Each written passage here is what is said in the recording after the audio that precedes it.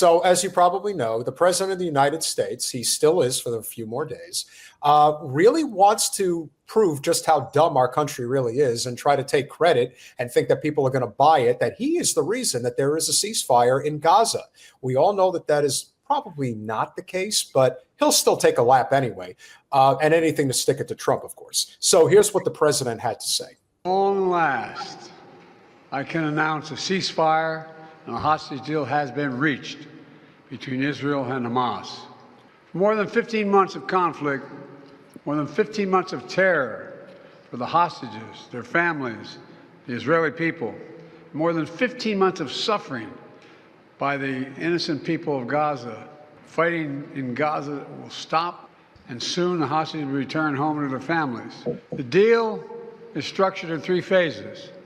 Phase 1 will last 6 weeks.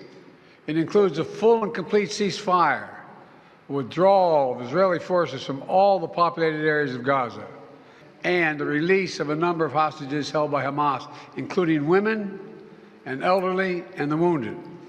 And I'm proud to say Americans will be part of that hostage release in phase 1 as well.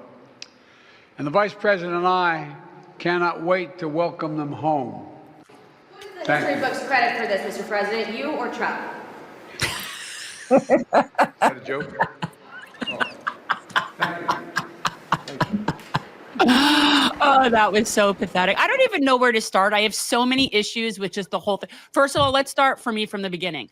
It's not a ceasefire, and the term ceasefire has been offensive from the beginning of them starting to use it.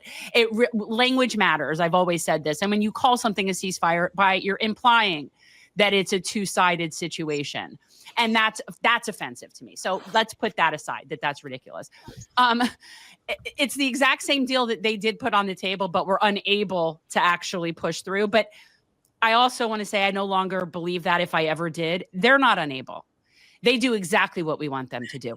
Israel is us. They are not different. They are not rogue. We are the rogue empire. So everything that they do is what we want them to do. But yeah, I have issues with the whole thing. But anyway, your thoughts, Zeynab? Oh, I had read prior to the press conference that Netanyahu is already backing out. Well, not backing out, but doing the typical thing that Israel always does. And in the ninth hour, right before signing it, 10 minutes before signing it, decides that they're going to throw in a bunch of amendments to the bottom that basically says we get to control Gaza forever. And they need to eliminate their government entirely and allow us to occupy them, for an unlimited amount of time.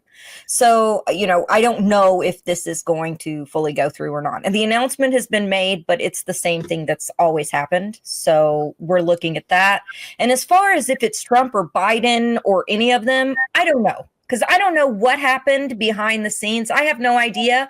All that I know is none of them actually want a ceasefire.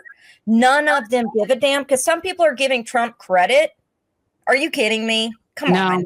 I don't think that it's him or Biden. I don't think that we can celebrate Trump. I think he, in my opinion, and this is just speculation, my speculation is that there are backroom deals between him and Netanyahu. Yes. And so that's what this is, to make Trump look good as he's coming into office. And I want there to be hope. I hate to say that because I want hope for the people there. And I pray that I'm completely wrong on this, but I don't think this stops anything. In fact, Trump has says that Israel needs to stop spending money on Hamas and focus on Hezbollah and focus on Syria.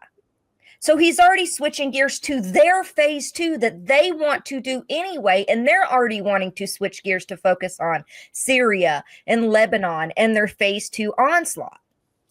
Yeah, I actually think that it's totally a backroom deal. I think that Trump's person went over there and sat down with Netanyahu and said, look, this is really bad optics. You've got to stop killing the people in Gaza. Enough. They've had enough. We'll give you the West Bank. We're going to let you do whatever you want. We're going to give you the West Bank. You could go settle it, but you've got to stop hurting the poor Palestinians in Gaza. It looks really bad, and Trump needs to look good. And I think that they have agreed on other things as well. But yeah, I think this is going to be the complete sacrifice of the West Bank. I mean, it's happening anyway. is what I think it's happening anyway. But and also you've got Golan Heights now, you've got like this whole greater Israel project.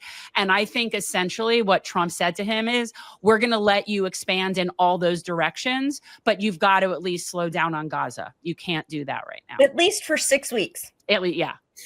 Because that's what was in the ceasefire. I mean, come on, let's be real. You know, they won't honor it. Israel has no honor. See, countries like us that don't abide by international law and treaties, those things don't mean anything. That's the other problem with this. What does that mean? They've already violated the ceasefire that they've had with Hezbollah since the first day they had it. And they have violated it every day since. So the idea of even creating an agreement with a party that has no honor is useless. That's there was a ceasefire during the March of Return when more than 460 people were killed and, you know, several thousand wounded. There was a quote unquote ceasefire all the way up till October 6th, supposedly, yet more than 300 people were killed and 1,500 children held detained in Israel under the age of 12, which I consider to be hostages, because these are children held to basically bribe people to leave their homes, to force people to leave their homes in places like the West Bank so that they can then capture their properties. So, or on, you know, ridiculous charges in order to— Look at how he phrased that. Look at how he phrased it, right? The Israelis that are being held are hostages. The Palestinians are prisoners. But of course, implying some criminal wrongdoing when all of the people that we are speaking of are people that have not been formally charged or had any sort of due process. Those are the only people that we're speaking of. And nobody addresses that. Right. No. So, and yet that is supposed to be part of the exchange. Like it's something like 30. And I always wondered what the exchange rate was. How many Palestinians is worth one Israeli? What's that exchange? I don't know. Yeah. And the thing that you also have to be fair about is whether or not Trump is going to do a few things during his presidency that is a wild card and will actually be good, maybe inadvertently for the American people. That may be true.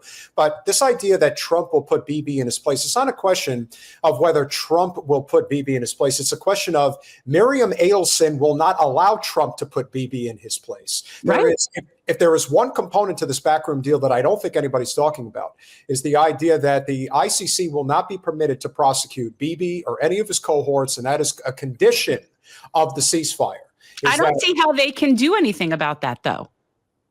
Well, money talks and justice walks. You don't give somebody who's going to be president of the United States $100 million and think that there isn't some type of an exchange that's going on. Oh, I think there's an exchange. I think he's going to hand over all of the other land and let them keep working towards a greater Israel. And I think there's probably stuff, but I don't see how they can get around the ICC other than they just don't abide by it. Perhaps not. But the thing that you have to remember is that we're living in a completely different political environment today. If Trump attempts to go down that road, I don't know how he thinks that this is not going to backfire on him spectacularly, or that anybody can't see that this is going to end up being really, really bad. The problem, of course, is that there is no opposition party in the Democrats. We're going to get to AOC later, but without question, I just think that the people in general are getting restless. I think they are. I think people in general are really tired of this shit. Even today, Bernie was questioning the new Treasury Secretary, and he said, "Do you think that the minimum wage should be higher than $7.25 an hour?" And he says, "No," just like that. No.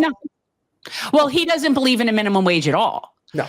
That's the thing with a lot of those people. They don't believe in having like any sort of government requirement of wage. They think it should just be a free market situation.